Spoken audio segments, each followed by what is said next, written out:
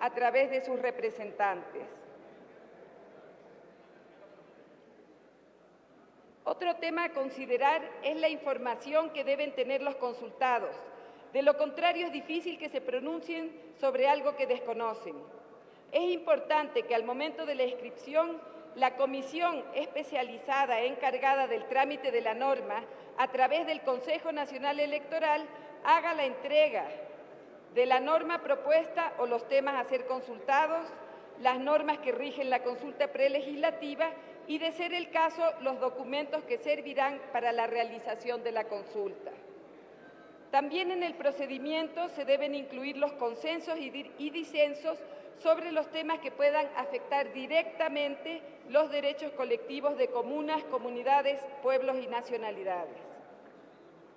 Y por último, se debe dar la instalación de una mesa de diálogo conformada por delegados de los consultados previamente inscritos, seleccionados por representación territorial provincial a través de asambleas generales propias, por las y los integrantes de la Comisión Legislativa Especializada y el presidente de la Asamblea Nacional Legislativa, quien la presidirá.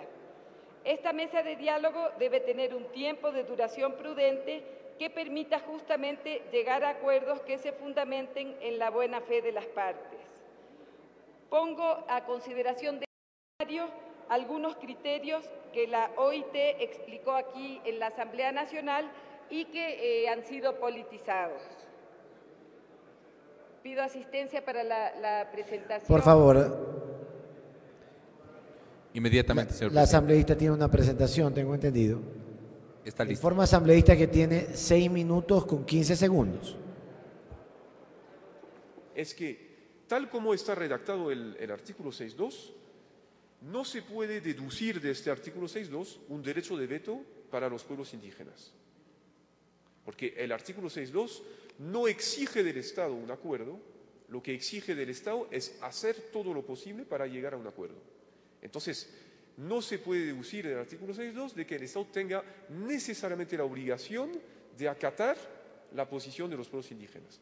La obligación que tiene el Estado es hacer todo lo posible para llegar a un acuerdo. Entonces, en este sentido, el artículo 6.2 no atribuye un derecho de veto a los pueblos indígenas. Sin embargo, y estos son los otros aspectos de la respuesta, que son también muy importantes. Sin embargo, como ya lo hemos mencionado, este artículo exige del Estado desarrollar todos los esfuerzos posibles para hacer posible este acuerdo.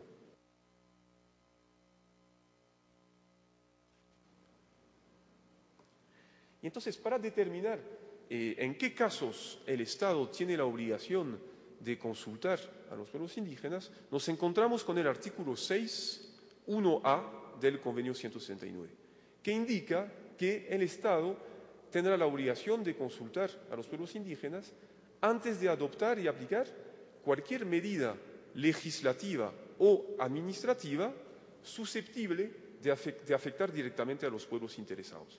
Antes de adoptar o aplicar cualquier medida legislativa o administrativa susceptible de afectar directamente a los pueblos interesados. Y sabemos que en muchos países en donde existe una población indígena importante, históricamente estas poblaciones han sido excluidas de los mecanismos de decisión política.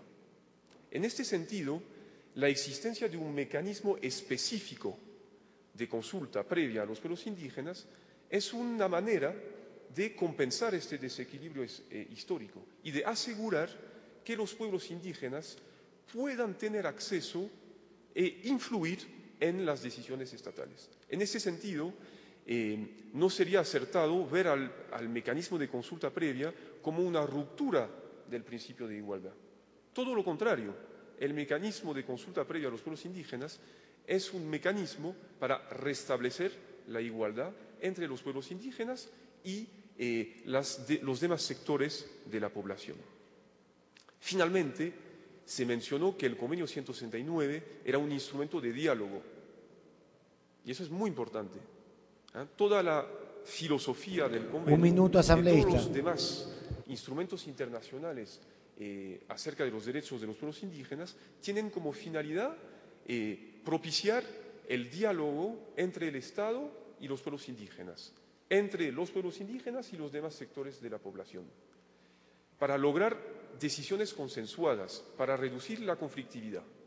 Y entonces, en este sentido, los mecanismos de consulta son una manera privilegiada para lograr estos consensos. Entonces, hay estos tres fundamentos que explican que la consulta está realmente en el corazón del Convenio 169.